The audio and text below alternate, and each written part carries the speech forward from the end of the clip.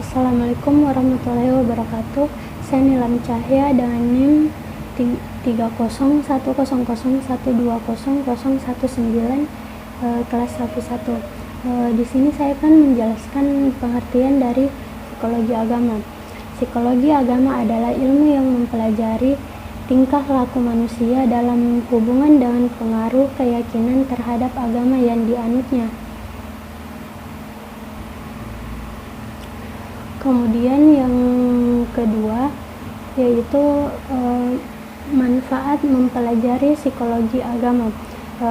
Manfaat mempelajari psikologi agama yaitu memecahkan persoalan kehidupan manusia dalam kaitannya dengan agama, kemudian bagaimana rasa keagamaan itu timbul dan berkembang pada diri seseorang dalam tingkat usia tertentu.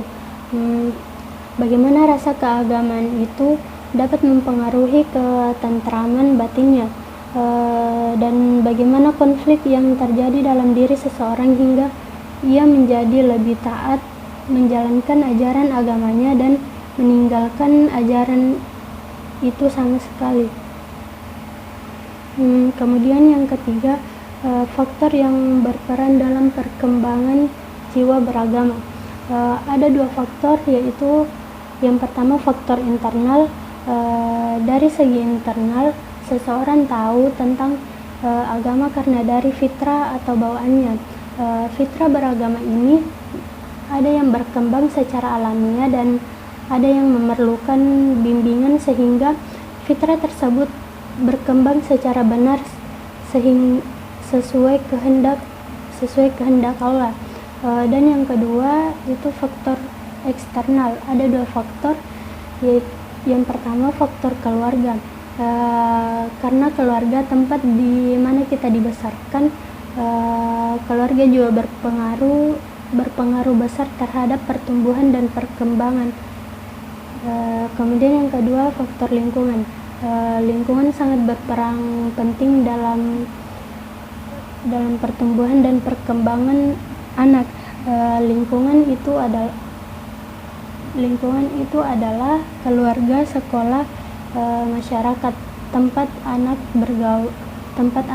anak bergaul, bermain sehari-hari, dan keadaan alam sekitar.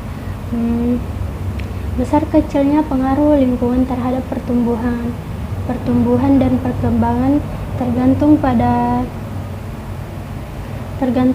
keadaan lingkungan itu sendiri serta jasmani dan rohaninya. Kemudian yang keempat, pembinaan agama pada anak. Yang pertama pembinaan agama dengan menekankan pada pengalaman langsung, misalnya sholat berjamaah, zakat, sedekah, silaturahmi, atau kegiatan lainnya yang bisa diikuti anak. Kegiatan semacam ini dengan ditambahkan penjelasan sederhana atau dengan cerita-cerita yang tidak membebani pikiran anak akan efektif dalam pengembangan jiwa keagamaan mereka. Yang kedua, melakukan kegiatan-kegiatan keagamaan yang sesuai dengan kesenangan anak, menyesuaikan dengan sifat keagamaan anak yang masih egosentris.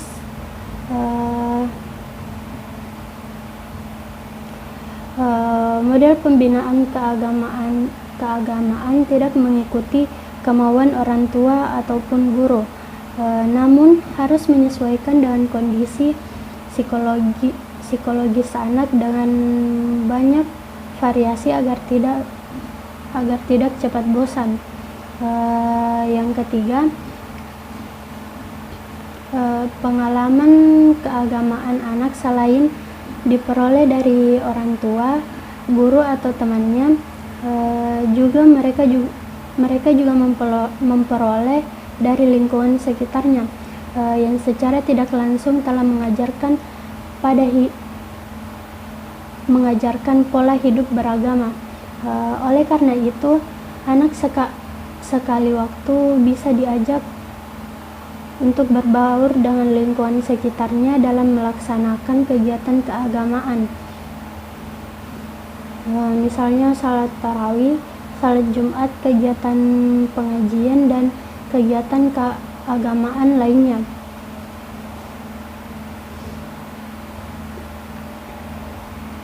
Yang keempat, pembinaan agama pada anak juga perlu dilakukan secara berulang-ulang, mulai ucapan yang jelas serta tindakan secara langsung.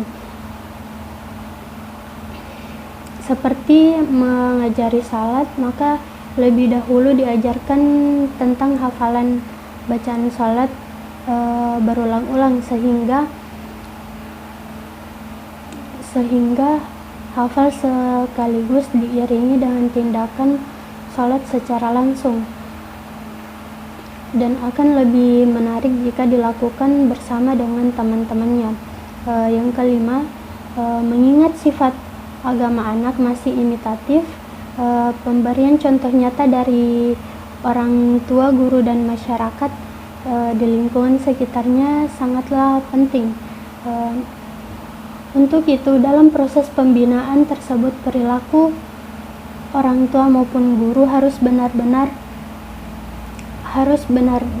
dapat dicontoh anak, baik secara lisan maupun tindakan. Dan yang keenam, melalui kunjungan langsung di pusat-pusat kegiatan keagamaan, misalnya kunjungan ke TPA, pesantren, atau wisata religi. Selain itu, audio visual juga bisa digunakan untuk menambah pengetahuan dan wawasan anak. Kemudian yang kelima, pembinaan agama pada remaja.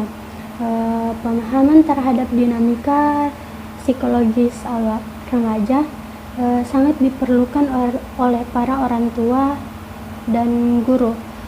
Proses penanaman nilai-nilai agama tidak bisa disamakan dengan masa sebelumnya, di mana ketika sebelum mereka akan mematuhi segala perintah mematuhi segala himbauan yang berupa perintah maupun larangan dengan tanpa melalui proses rasionalisasi. Kemudian yang terakhir, aliran psikologi psikoanalisis. Sigmund Freud mengungkapkan ada 3 struktur kepribadian, yaitu yang pertama ID. ID memiliki prinsip untuk memperoleh kesenangan, sehingga ID bisa disebut prinsip kesenangan. Sehingga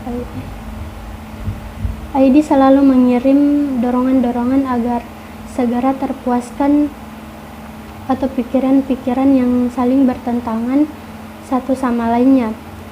Contohnya, adik saya berumur 8 tahun, dia masih kelas 3 SD. Jika di rumah dia selalu ingin membeli jajanan di luar rumah, seperti es, bakso, dan lain sebagainya. Karena adik saya mudah sakit, maka ibu saya membatasi jajanannya. Tetapi namanya anak kecil pasti akan berusaha mendapatkan keinginannya bagaimanapun caranya. Kemudian yang kedua, ego. Ego adalah satu-satunya yang memiliki kontak dengan realita. Ego merupakan sebuah penengah antara ID dan superego. Pada saat menjalankan fungsi kognitif dan intelektual, ego harus menimbang antara sederetan tuntutan ID yang tidak masuk akal dan saling bertentangan dengan superego. Jadi, ego terus-menerus mengendalikan tuntutan buta dan irasional dari ID, serta superego, dan berlawanan satu dengan lainnya. Maka ego pun memunculkan reaksi cemas. Oleh karena itu, ego menggunakan represi dan mekanisme pertahanan untuk melindungi diri dari kecemasan. Contohnya, ketika adik saya lapar, dia akan bertindak dan berpikir bagaimana rasa lapar itu hilang dengan membeli jajanan di luar. Kemudian yang ketiga, superego.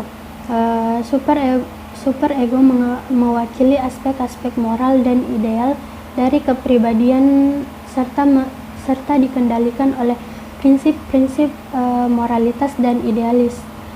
Superego memang bisa memproduksi ekspresi sendiri, namun superego dapat memerintahkan untuk melakukan hal tersebut.